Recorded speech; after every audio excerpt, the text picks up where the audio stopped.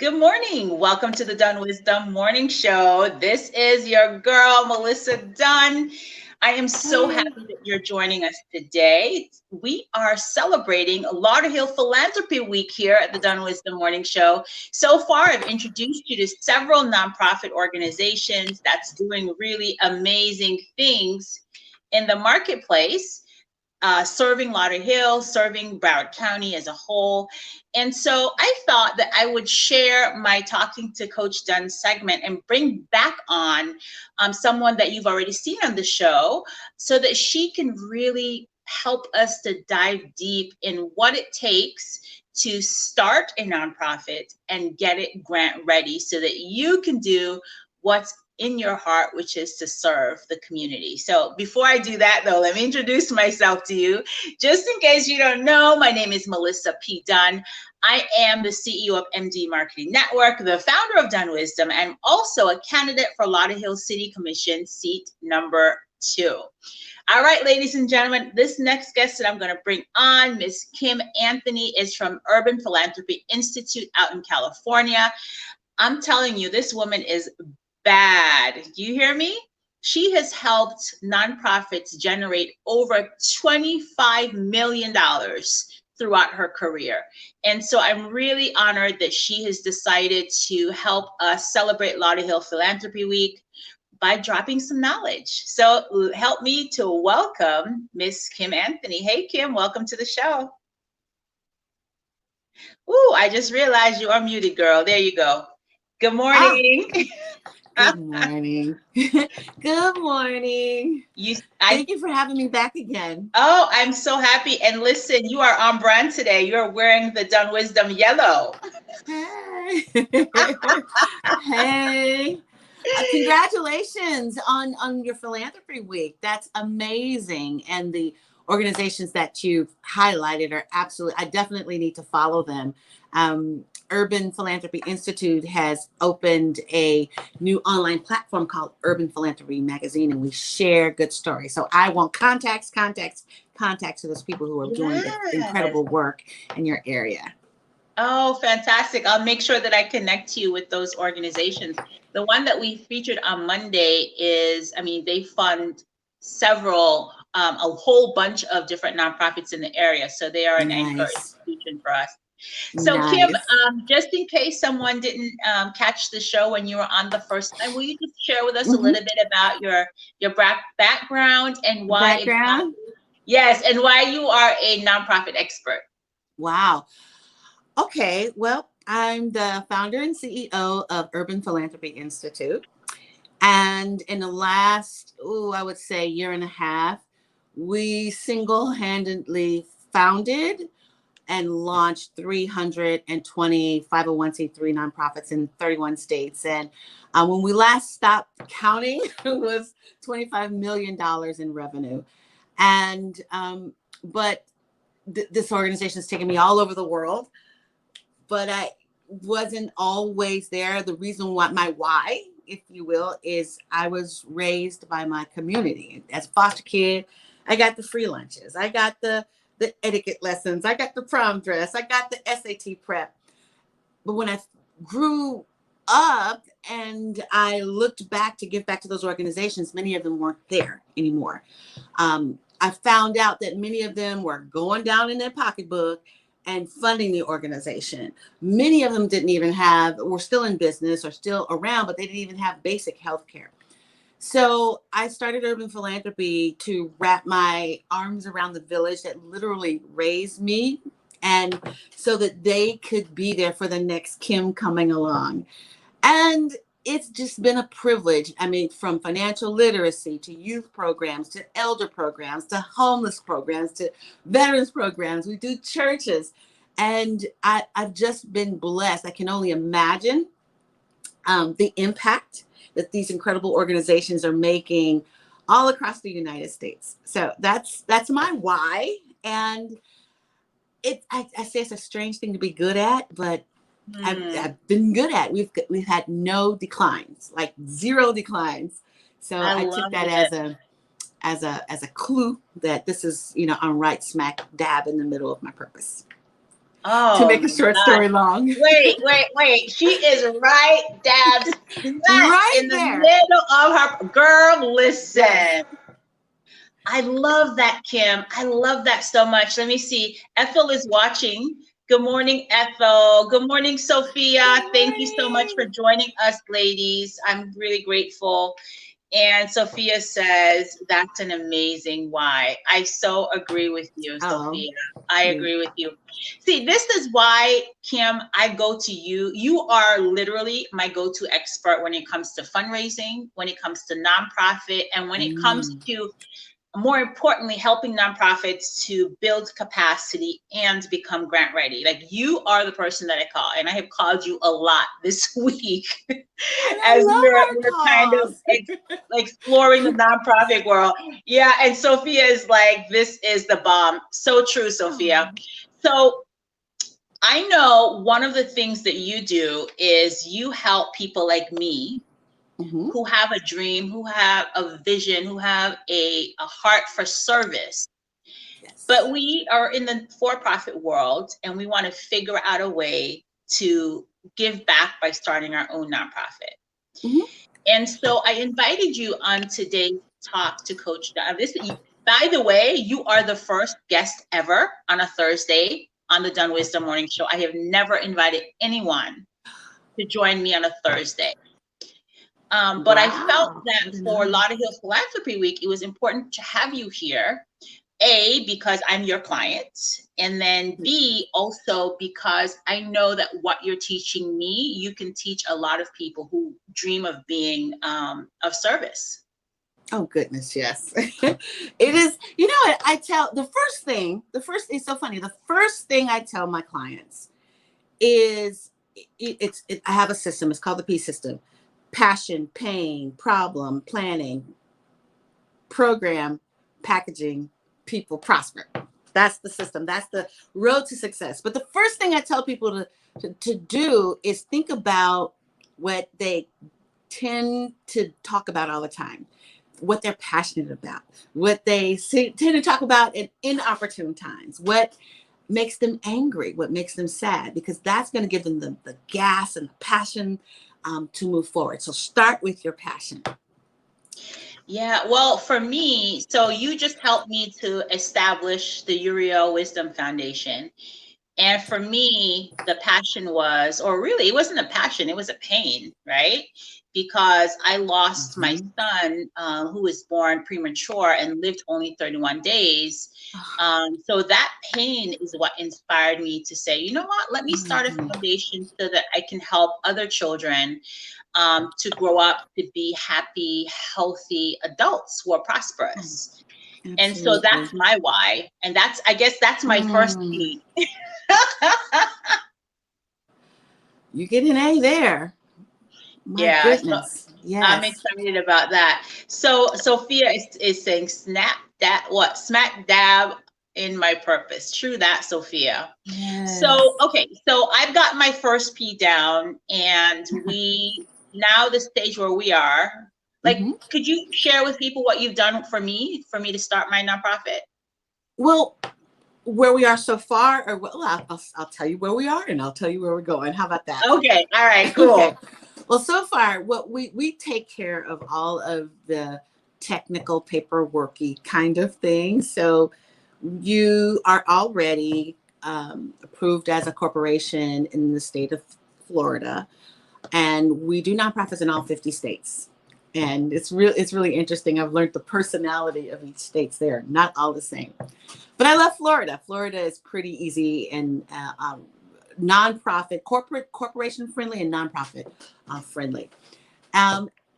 Once your corporation is approved, then you need to get your not your 501(c), your EIN, your federal EIN. Then we do your bylaws. And then we do a deep dive on your strategy, because I'm pulling that information together so that we can prepare your what's called the 1023 to the IRS. And once we submit to the IRS, we turn back around to you, because it takes a little while for them to confirm.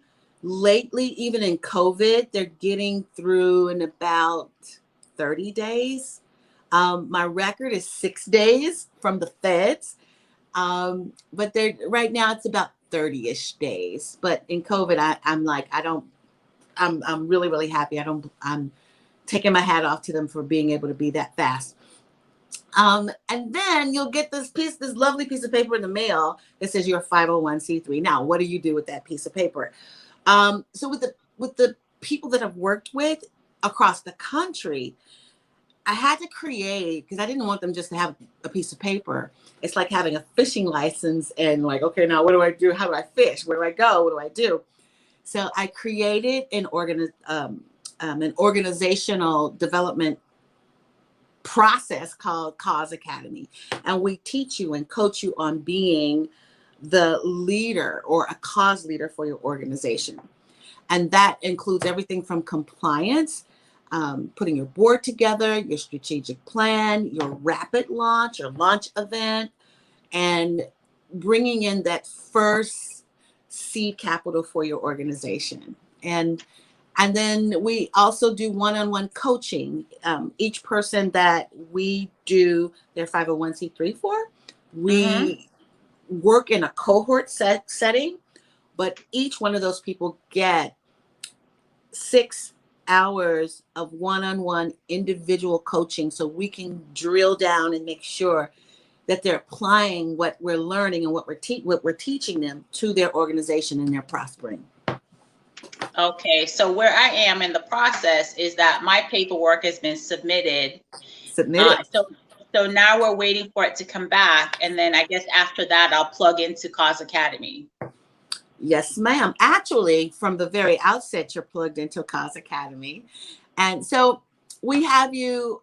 One of the things that we do that's really different than many, than what I'm seeing out there is the first thing we do is we get your feet wet as it relates to funding, because that's the lifeblood of organizations.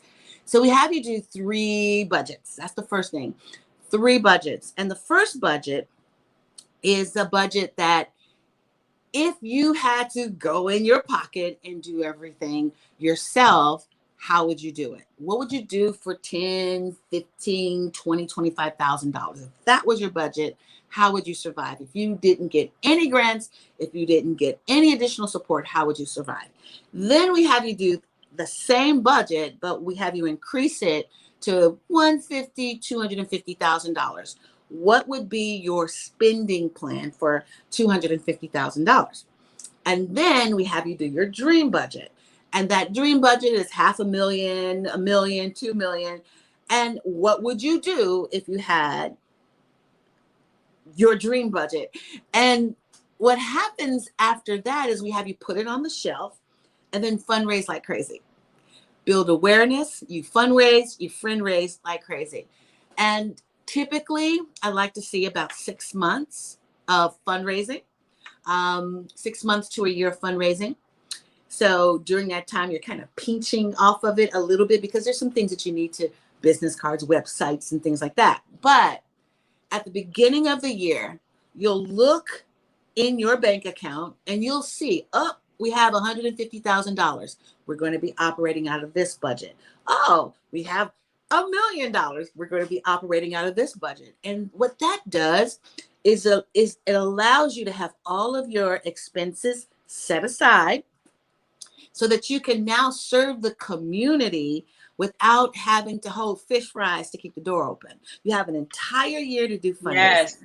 Yes. I love that. Yes. So it's, you know how you can tell when someone needs something you need, but when you're the organization serving the poor, you shouldn't need to be in your own line to serve the poor. So we want to make sure that you're prosperous starting out.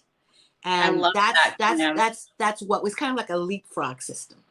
I love that. So Sophia wants to know, oh, hey, good morning, Natasha. Thank you for joining us. Natasha. Sophia wants you to say the P's again, and let me put them in the chat. Sure. Wait, hold on. What are the P's? Go ahead. It's off the top of my head. Okay, so what are you passionate about? Passion. Like, what do you talk about at inopportune times? And then you're done. You go, wait, one more thing. That's the thing. That's the thing. What gets your dander going? What are you happy about? What do you do easily? Because it will be difficult. I mean, it can be difficult, but when it's a labor of love, you're going to go much further. Okay. The next thing is, okay, what's the next one? The next step is pain. Who is in pain? Who is praying for you to show up with your passion? Who is who is who is your passion an anecdote to? Does that make a healing for? I love painting, and so a blighted community would be praying for someone to show up with paint and beautification. Does that make sense? Yes. So passion, pain, but then you must understand the problem. And the reason why you need to understand the problem is you need to know where you're going to make a difference. And the other reason is when you're making you're stating your case for funding, you need to understand the problem. You need to understand the causes that the pain is there in the first place. So that's when you get together your actual facts and your figures and your demographics and your sociographics and your zip codes. Right. And many people are not prepared with that. But if you bust out with that alone, they're like, okay, she knows what she's talking about. So you understand the problem. Then you get to do some planning. Okay, given the resources that I have now, where can I make a difference? Where can I use the small resources that I have to make the biggest impact? Organizations, funding organizations, are not so interested, I guess, in how much money. They're also interested in the impact. So if you can do, yes, the number of people that you touch, the number of unduplicated people that you touch with your cause and your services. So if you can, for every dollar, serve X amount of people compared to your industry, that's how you become competitive. It's in the impact and the number of people. So where was I? I was in planning. So how can I use my resources, even if it's just human resources and passion, to create change out there, create documentable change out there? Got it. Planning. And then your program. What program can you put in place? Now, on programs, many people, when you talk about funding, more people talk about funding than they talk about programs. And we know it's like, of course, the funding is for the programs, but we tend to focus on the funding. I need to raise funds. I need to get a grant. I need fundraising. And the reason why that it kind of goes awry, if I can give you one thing to do, it would be to understand. Before you say the one thing, programs is the last one. Of the programs. Okay, all right. So let me press that in, and then now I can focus on what you're saying. Okay, go ahead. Your programs. Thank you for bringing me back to programs. Your programs is the car, and your funding is the gas that goes into the car, right? So when you're talking to a funder, if you could remember this, you're not even talking about the car. You're talking about where the car is going, right? So you let them know this is the change that we're committed to creating in the world. And this is the vehicle that's getting us there. And the funding and the gas that goes into the car is what we need to get there. Now they can vision with you. If you can imagine going to Paris, I don't say, well, I need a ticket and I got to get some shoes and I got to get an outfit and I got to go to the airport and I got to stand in a line and no, you're talking about the Champs-Élysées. You're talking about where you're going to be, right? It's going to be having all that positive change and shopping. And so the same way with your programs, what are you going to cause in the world to be different that never was there before? So that is your program. And the next thing is programs, packaging. Didn't say people. So there was another one. Okay. It's another one. I did not say people. I said packaging. So after planning, you go to packaging. That's your website. That's your donation system. That's your 501c3. Because these are, for instance, if I get on the phone and I tell my friend, hey, I'm starting a 501c3, they'll go, oh, great. What's your website? Let me send a donation to you. And you don't want to go humming. Well, it's under construction. You don't want to do that. So Gotta be ready. Yep. Before people, packaging before people, packaging before people. And then you bring in the people, because when you are ready, you have your website there, you have your social media popping. If you have all of your paperwork lined up, if you have your spiel together and how you present and represent your organization together, packaging before people, and then you go to people, and then you prosper. And also part of, I would say, your programming is your strategic planning, but you're sharp, you're ready, you're confident. You know, if you meet Bill Gates in the elevator, or a wealthy philanthropist in the elevator, you know, they'll go, what do you need? You can go to, which budget am I going to speak out of? That's right, because you would have had us create our three budgets already. So when we meet somebody with some Bill Gates money, we already know this is our dream budget. I love that. I love that. I love that. And you look confident. You know what you're talking about. It's like, oh, this girl knows for every $1 she can serve 10 people. I like her. Because people who want to contribute to organizations, they don't want to give to an organization that don't know what they're going to do with the money. You don't get fish just because you have a fishing pole. You get fish because you know what to do. You have a plan. You know where to shop. You shop fish. You know where to fish. Right. So it gives you a confidence and a level of leadership that can be trusted. I love that. I love that so much. So what I've decided to do for us is, so we obviously have the MD Marketing Network company. MD Marketing Network is a producer of the DunnWisdom Morning Show, and hopefully soon other brands will hire us to produce shows similar to this for them. Yes. And so in addition to that, we have we're launching a e-learning division of the MD Marketing Network, where we'll help coaches like you and consultants to create online classes that they can then monetize, right? So that is so important. We've made the decision and the commitment that 25% of every single dollar generated from all of the MD Marketing Network products will go to the Uriel Wisdom Foundation. 25% of every single dollar that we earn in this company is going to go to fund the Uriel Wisdom Foundation. Our very first program is called Hibiscus Girls Leadership Academy. We tried to roll it out earlier in the spring, but then COVID happened. So we are now in the process of repackaging it so that we can roll out a pilot this school year for the girls in Lauderhill. So yeah, I'm really like eagerly awaiting that 501c3 document so that we can move close. Yeah. So we can move on. We can move on to the next step.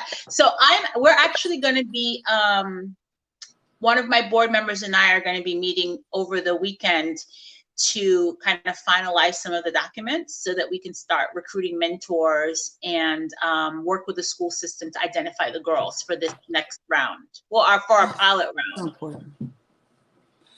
Are you doing it virtually? Are you planning to do the first cohort virtually? Yes, we are. We're planning to do the first cohort virtually. So the way the program works is that we are going to identify 12 girls who are in high school who live in Lauderhill. And those 12 girls are going to be matched with a mentor. The mentor does not need to be local because now we're doing it virtually. In the past, we preferred to have the mentor local, but now the woman does not have to be local because they'll be virtual. In the old program, we had a partnership with Nova Southeastern University where the girls would go to Nova for half a day once a month on a Saturday. And then we would bring in speakers to teach them life skills, leadership skills, and career development. So now that half a day is going to be virtual, and we'll still bring in speakers to teach them life skills, leadership, and career development. So it's all going virtual. And I would love, like, my dream is for us to be able to provide each girl that's enrolled in the program with $500 that they can use right now. It doesn't have to be a $500 bit that they put towards college, but it would be $500 that they can use right now. Because I know that, there are expenses to being a student. Sometimes you want to take that extra lesson, or you want to go on that field trip, and maybe your mom just can't afford the extra. Don't make me cry. Don't make me cry. No. That is wow. I remember being that age and wanting and dreaming to just take art classes, and it just wasn't in the budget. Wanting to go to a drama camp, or take, back in my day it was called, I think of Barbara Zahn, Caroline Leonetti, take modeling classes, but enrichment classes, and I just didn't have the resources at times. So that would be a real blessing. Yeah, I that's my dream. That's my goal. And so I think perhaps maybe one of the next things you and I are going to talk about, for you to help me figure out, is, so the messaging when you're doing cause market, when you have a conscious company like my brand, we've decided that we're conscious capitalists, and we believe that business can be a source for change, right? Absolutely. So we can win, the community can win, our team members can win, and our vendors can win. It doesn't have to be where I'm taking. Absolutely. It becomes like a cycle of giving and receiving, so that we're all eating and we're all abundant. That's my core philosophy of business. Yes. So I think what I'm probably going to need your help with figuring out, Kim, is how the messaging, like, how can we work it out? So for example, you said before that for every dollar you help 10 girls. Like, I need to figure out what that magic statement is. With Tom's shoes, every shoes that you buy, he gives away a pair. So I need to, like, how do you come up with that phrase and have it be factual? So I'm going to need your help in figuring out what that looks like, what that messaging is. Well, actually, you just did a good job with it. And it really is about getting that messaging out and making sure that you're using the channels that are available to you. I think the biggest, because there's so many organizations doing such great work, but they're not broadcasting it. They're not marketing it. They're not using social media. They're not using the just press, the wires. They're not getting the word out. So finding creative ways to get the word out. I think that even an interview about you and your why that goes in all the newspaper, just hits a wire, right? All the newspapers across the country. Can you put me in Urban Philanthropy magazine? Do you really think, you really got to ask me that? Of course. Of course. I'm a sew a shoe, girl. Of course. Of course. But it's getting the message out there and telling your story to as many people as you possibly can. That's it. I see organizations that maybe serve 50 people in a year, and their budget is $10 million. And then I see people who serve 500 people in a year, and they're struggling to do 250,000. Why? Because one is more effective at getting their message out.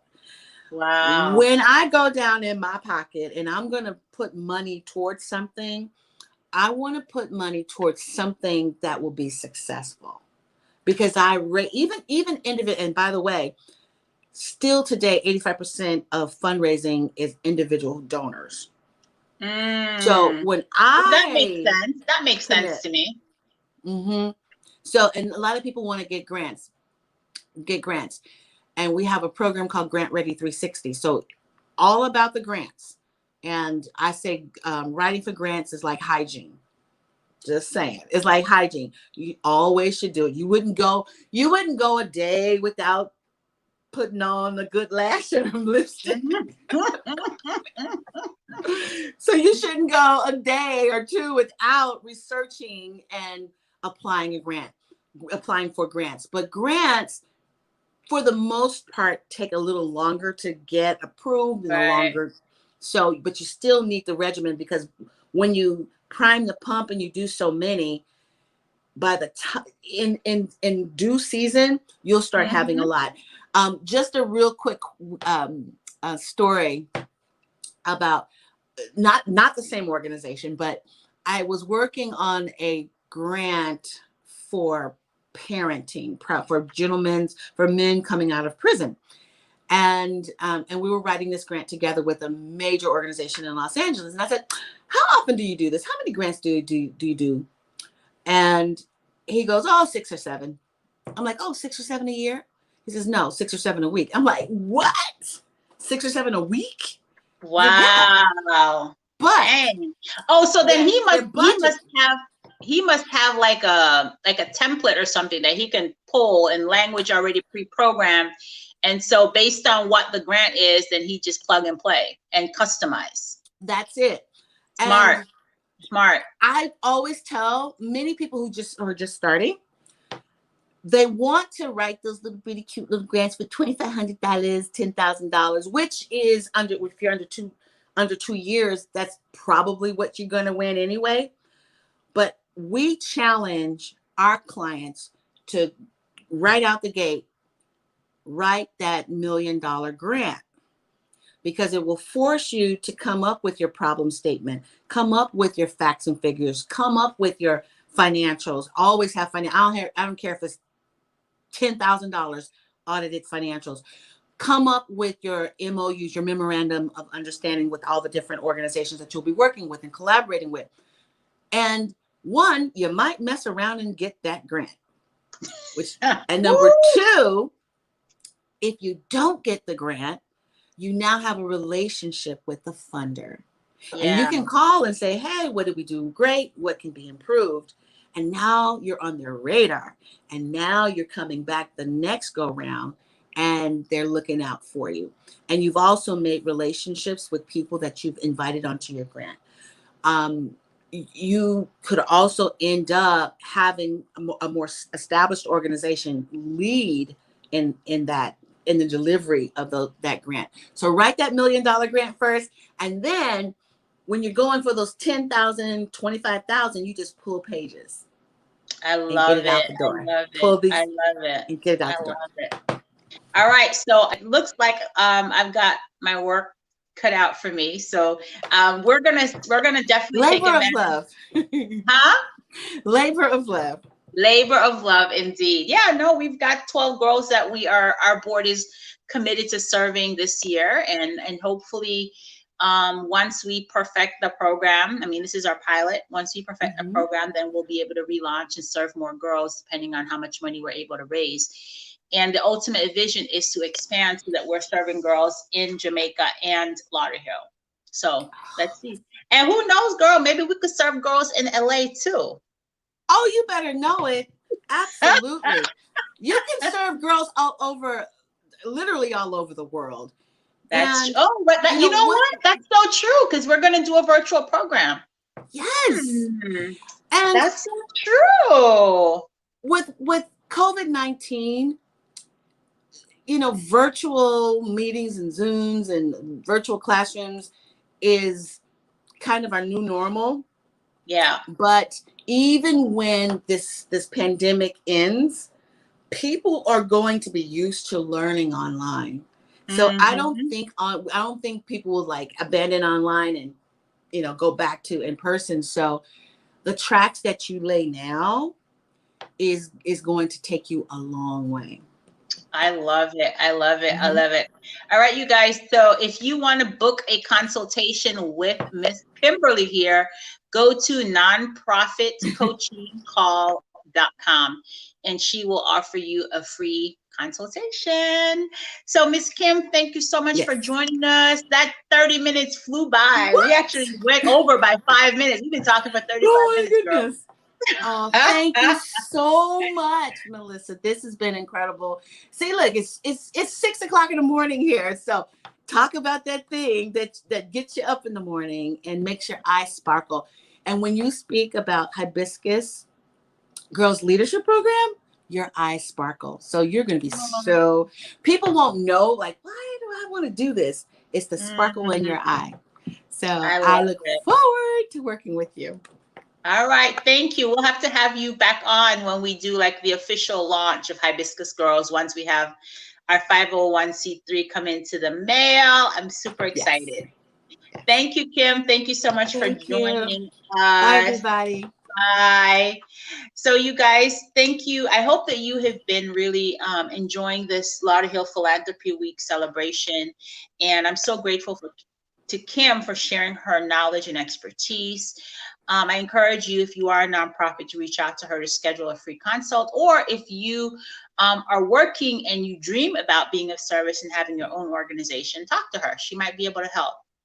So tomorrow we are doing our Lauderhill Business Spotlight, and I'm going to be live again at 9 o'clock on location. And I chose a company that is not only a for-profit organization, but they're a great partner in the community, great philanthropists. So I'll see you tomorrow at 9 a.m. Thank you for watching. Oh, wait, we had a last minute comment.